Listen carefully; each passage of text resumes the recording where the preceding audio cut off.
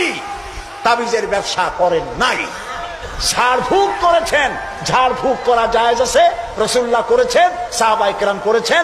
ঝাড়ফুঁকের জন্য কোরআনের মধ্যে 2টা সূরা শুধু ঝাড়ফুঁকের জন্যই আল্লাহ নাজিল করেছেন, একটা সূরা ফালাক আর একটা সূরা নাস। সুবহানাল্লাহ বলে। মানুষের ক্ষতি করতে পারে, জাদু টোনা করতে পারে, সেজন্য রাসূলুল্লাহ বলেছেন, লক্ষ্য করেন হাদিস, সূরা ফালাক সূরা নাস 3 বার পড়বে ফজরের পরে, 3 বার পড়বে রাতে শোয়ার সময়। পড়িয়া হাতের মধ্যে ফু দিয়া এই হাত দুটো মাথা থেকে শুরু করে শরীরের মধ্যে ডলে দিবে। রাসূলুল্লাহ নিজে এটা করতেন।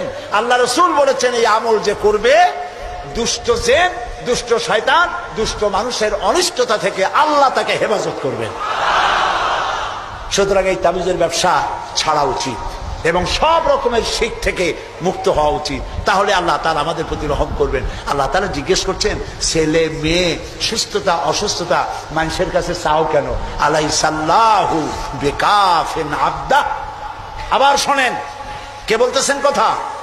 আলাইসাল্লাহু বিকাফিন আবদা। আমি আল্লাহ, আমি কি আমার বান্দার জন্য যথেষ্ট নই?